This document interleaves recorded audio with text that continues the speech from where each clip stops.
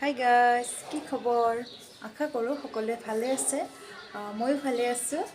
এতিয়া মই অলপ ফুৰিব যাম, এনেই কিবাকিবি বজাৰ কৰিবৰ কাৰণে, আৰু আপোনালোকৰ লগত কেইটামান কথা পাতিম বুলি ভাবিছোঁ। মোৰ ভিডিঅ'টো চাই থাকিব শেষলৈকে। বলক তেন্তে ভিডিঅ'টো আৰম্ভ কৰোঁ।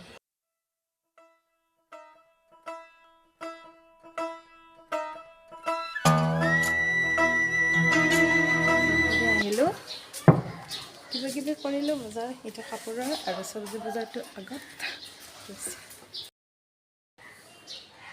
ফ্ৰেছ হৈ লওঁ, তাৰপিছত গৈ লগ পাই আছোঁ। হাই গাইজ, ফ্ৰেছ হৈ আহি গ'লোঁ।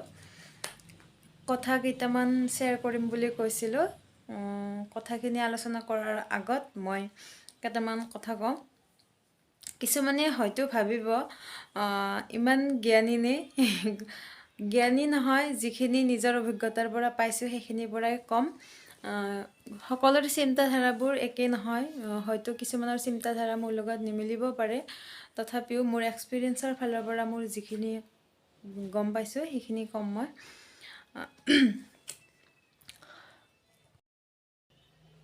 এটা বস্তু মই খুবেই লক্ষ্য কৰোঁ, সকলো মানুহ তেনেকুৱা নহয়। তথাপিও কিছুমান মানুহে এনেকুৱা কৰে, মই প্ৰায়ভাগ হস্পিটেলত দেখি থাকোঁ। মানে যেতিয়া নৱজাত শিশু এটা জন্ম পায়, তেতিয়াই সিহঁতে মানে কিছুমানৰ বহুত বছৰ পিছত পায়, কিছুমানৰ এনেকুৱা, আৰু কিছুমানৰ ধুনীয়া হয় বেছি, সেইকাৰণেও নজৰ লাগিব বুলি থু পেলাই আঙুলিৰে মোহাৰি যিটো মাটিত দি সেইটো ফুট দি দিয়ে, তেতিয়া নজৰ নালাগে বুলি কয়। কিন্তু তাৰ ফলত বহুত দেখিছোঁ স্কিনৰ প্ৰব্লেম হৈ যায় বেবীবিলাকৰ। গতিকে সেইটো এটা অন্ধবিশ্বাস। মানে মই নিজে ভাবোঁ আৰু সেইটো অন্ধবিশ্বাস বুলি, কাৰণ মাকৰ থু পেলাই মাটিৰ ফুট এটা দিলে বেমাৰ ভাল হৈ নাযায়।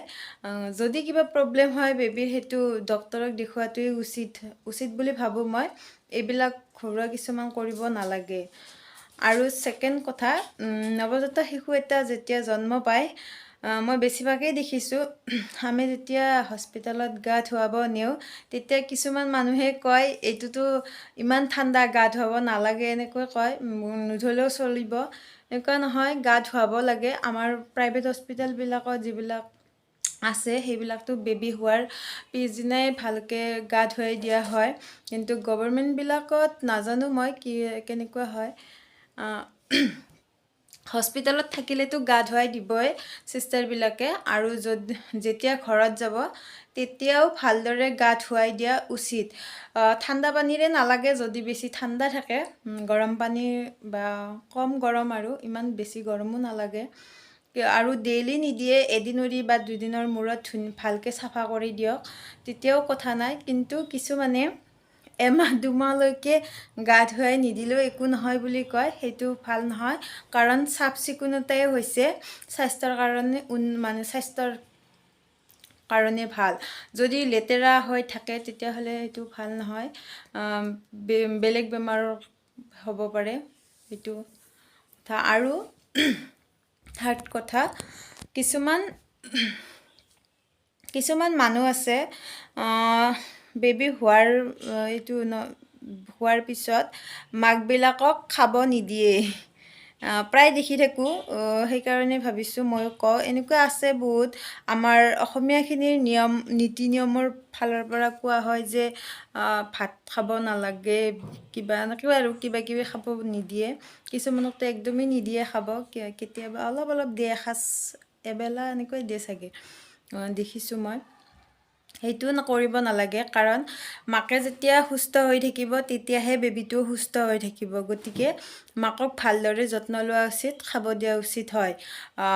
মোৰ ফালৰ পৰা আমাৰ অসমীয়া সমাজততো কিছুমান নীতি নিয়ম আছে, চবখিনি মানি চলিব লাগিব। গোটেই এৰা ধৰা কৰিলেও নহ'ব, কিন্তু কিছুমান অন্ধবিশ্বাস আছে, সেইখিনি মানিব নালাগে। আৰু চব মাক দেউতাকে এইটো নিজে বিচাৰ কৰা উচিত হয় যে বেবীটোৰ কাৰণে বা বেবীৰ মাকৰ কাৰণে কোনখিনি ভাল হ'ব, কোনখিনি বেয়া হ'ব। মোৰ শেষৰ কথাটো হ'ল, বেবী মালিচ কৰোঁতে কিছুমানক দেখা যায় সৰিয়হৰ তেল ব্যৱহাৰ কৰে, কিছুমানে নহৰুও দিয়ে। সৰিয়হৰ তেলটো ব্যৱহাৰ কৰিব নালাগে।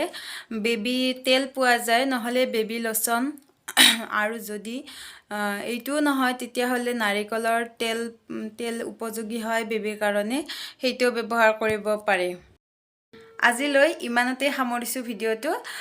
মই জনা কিছুমান অভিজ্ঞতা আপোনালোকৰ লগত শ্বেয়াৰ কৰিবলৈ চেষ্টা কৰিছোঁ। কিবা ভুল হ'ব পাৰে মোক ক্ষমা কৰি দিব। যদিহে মোৰ ভিডিঅ'টো ভাল লাগিছে, like, comment, share and subscribe কৰি দিব। কাষতে থকা বেল আইকনটো প্ৰেছ কৰি দিব, তেতিয়াহে মোৰ আহিবলগীয়া নতুন নতুন ভিডিঅ'বোৰ পাব। Bye bye.